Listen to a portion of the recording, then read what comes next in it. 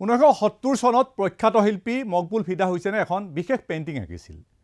হুছেইনে ছবিখনৰ কোনো নাম দিয়া নাছিল। সাধাৰণতে মকবুল ফিদা হুছেইনে তেওঁৰ ছবিবোৰৰ নাম নিদিয়ে, কিন্তু যিসকলে ছবিখন বুজি পাইছিল সেই ছবিখনৰ তেওঁলোকে নাম দি লৈছিল আৰু নাম দিছিল সৰস্বতী, অৰ্থাৎ হিন্দুৰ আৰাধ্য দেৱী সৰস্বতী। ফিদা হুছেইনে অঁকা ছবিখন কিন্তু আনটাইটেল আছিল, মই পূৰ্বতে কৈছোঁ। আমি সচৰাচৰ দেখি অহা সৰস্বতী ছবি বা মূৰ্তিৰ সৈতে হুছেইনৰ সৰস্বতীৰ তিলমাত্ৰ সাদৃশ্য নাছিল। অৰ্থাৎ যিখন ছবিৰ নাম সৰস্বতী দিয়া হৈছিল, যাক অংকন কৰা হৈছিল, সেই অংকন কৰা দৃশ্যৰ সৈতে আমি দেখি থকা সৰস্বতীৰ কোনো ধৰণৰ সাদৃশ্য নাছিল। এই পেইণ্টিংখনক লৈ প্ৰায় 26 বছৰ পিছত ভাৰতবৰ্ষত তুমুল বিতৰ্কৰ সৃষ্টি হৈছিল। হিন্দুত্ববাদী সংগঠনসমূহে দাবী কৰিছিল যে মকবুল ফিদা হুছেইনে ইচ্ছাকৃতভাৱে হিন্দুৰ আৰাধ্য দেৱী সৰস্বতীক নগ্নভাৱে উপস্থাপন কৰিছে। ইয়াৰ বিৰুদ্ধে তীব্ৰ আন্দোলন হৈছিল। বিভিন্ন স্থানত ফিদা হুছেইনৰ বহু পেইণ্টিং নষ্ট কৰি পেলাইছিল। সেই সময়ত পৰিস্থিতি এনে পৰ্যায় পাইছিল যে শেষত এই বিখ্যাত শিল্পীজনে ভাৰতবৰ্ষ এৰি অন্য দেশত থাকিবলৈ লৈছিল। তেওঁৰ মৃত্যু হৈছিল লণ্ডনত। গণেশৰ পৰা আৰম্ভ কৰি মাদাৰ টেৰেছালৈ বহু বিখ্যাত পেইণ্টিং হুছেইনে অংকন কৰিছিল, কিন্তু সেই পেইণ্টিংসমূহ লিঅ'নাৰ্ডো ডা ভিঞ্চি অঁকাৰ দৰে মনালিসা বা লাষ্ট ছাপাৰৰ দৰে পৰ্ট্ৰেট নাছিল।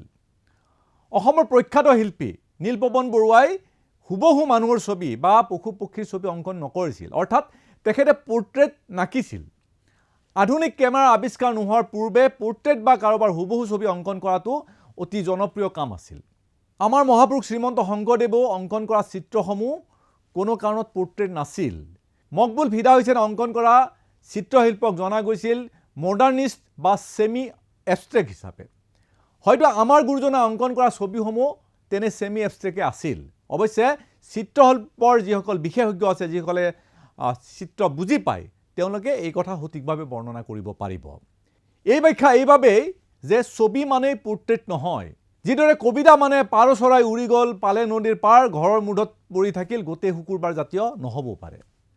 কবিতা এনেও হ'ব পাৰে হীৰেণ ভট্টাচাৰ্যই লিখি থৈ যোৱা দেশ বুলিলে আদেশ নালাগে, মোৰ তুমৰুলি তেজত টক বগাই উঠে 1000 এটা ৰুণুৱা ঘৰা, সেয়াও কবিতাই।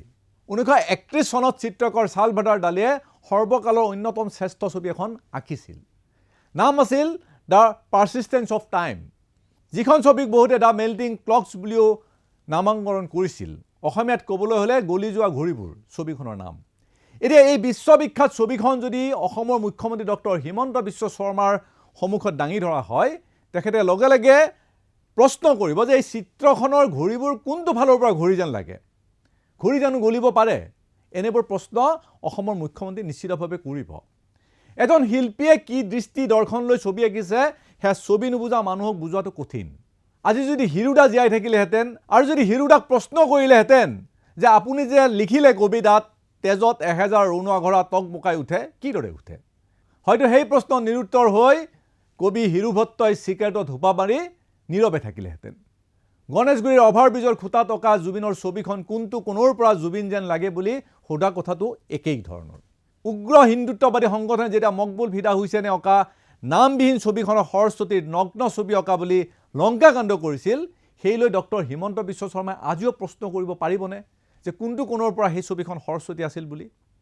হুবহু চিত্ৰ অঁকাটোকেই যদি চিত্ৰশিল্পী বুলিবলৈ হয়, তেনেহ'লে নীলপৱন বৰুৱা কোনো কালেই চিত্ৰশিল্পীয়ে নাছিল, কাৰণ মহান শিল্পীগৰাকী পৰ্ট্ৰেট অঁকা নাছিল। মুখ্যমন্ত্ৰী ডক্টৰ হিমন্ত বিশ্ব শৰ্মাৰ জুবিনৰ ফটোকাক লৈ দাঙি ধৰা অদ্ভুত যুক্তি শুনি সঁচাকৈ আমি তবত মানিছোঁ।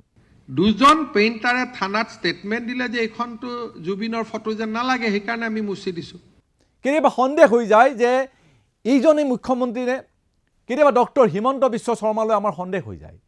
তেওঁ একেজন মানুহেই নে যিজনে ছেটেলাইট চিটিৰ কল্পনা কৰিব পাৰে, যিজনে ছেমি কণ্ডাক্টৰ অসমত বহুৱাব পাৰে, যিজনে অসমৰ বাবে নিজা ছেটেলাইটৰ কথা কল্পনা কৰিব পাৰে, আৰু সেই একেজন মানুহেই এই ধৰণৰ তুলুঙা মন্তব্য দিব পাৰেনে?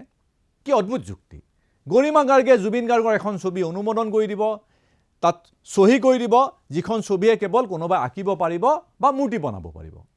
সেই কামৰ বাবে জানো কোনোবা চিত্ৰকৰ বা ভাস্কৰ্য শিল্পীৰ প্ৰয়োজন আছে? যদি এখন নিৰ্দিষ্ট জুবিনৰ ছবিকে আঁকিব লগা হয়, সেয়া অঁকাতকৈ উন্নত প্ৰিণ্টিং প্ৰেছত লাখ লাখ সৰু ডাঙৰ ছবি ছপাই ল'লে হ'ল।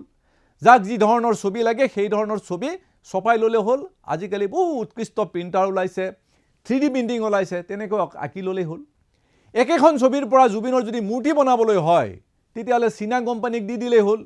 চীনা কোম্পানীয়ে যিদৰে হিন্দু দেৱ দেৱীৰ মূৰ্তি বনাই বিক্ৰী কৰে একেদৰে জুবিনৰ মূৰ্তি মেচিনত বনাই দিব মাথো যাৰ যি প্ৰয়োজন সেইমতে জোখ মাখ দিলেই হ'ল সেই কামৰ বাবে কোনো ভাস্কৰ্য শিল্পীৰ প্ৰয়োজন নাই চীনা কোম্পানীয়ে জুবিনৰ সাজ এটা বনাই ল'ব আৰু এটা দিনত হাজাৰ হাজাৰ একে জুবিনৰ মূৰ্তি বনাই দিব ৰাজহুৱা স্থানত অনুমতি নোহোৱাকৈ ছবি অঁকাটো হয়তো অপৰাধ হ'ব পাৰে কিন্তু জুবিন গাৰ্গক বিভিন্নজনে বিভিন্ন ধৰণে আৱিষ্কাৰ কৰিছিল কোনোবাই মহাদেৱৰ ভক্ত হিচাপে আৱিষ্কাৰ কৰিছিল জুবিন গাৰ্গক কোনোবাই আকৌ বুদ্ধদেৱৰ আদৰ্শ অনুকৰণ কৰা বুলি ভাবিছিল জুবিন গাৰ্গক বিষ্ণুপ্ৰসাদ ৰাভাক জুবিন গাৰ্গে নিজেই গভীৰভাৱে শ্ৰদ্ধা কৰিছিল আদৰ্শ হিচাপে তেওঁ মানিছিল বিভিন্ন সময়ত জুবিন গাৰ্গে সেই কথা প্ৰকাশ কৰিছে একেজন জুবিন গাৰ্গে চে গুয়েভাৰাক কমৰেড সম্বোধন কৰি ছ'চিয়েল মিডিয়াত পোষ্টও দিছিলে সেইজন জুবিনে কৈছিল যে তেওঁ এগনষ্টিক অৰ্থাৎ প্ৰচলিত যি ভগৱান তেওঁ সেই ভগৱানক বিশ্বাস নকৰে সমান্তৰালভাৱে পৰম শক্তিকো তেওঁ নচ্ছাত নকৰে তেনেগৰাকী শিল্পীক লৈ ভিন্ন চিত্ৰকৰে ভিন্ন ছবি আঁকিব পাৰে কোনোবাই শিৱৰ ৰূপত জুবিনক আঁকিব পাৰে কোনোবাই হয়তো নিৰস্বৰবাদী জুবিনকো অংকন কৰিব পাৰে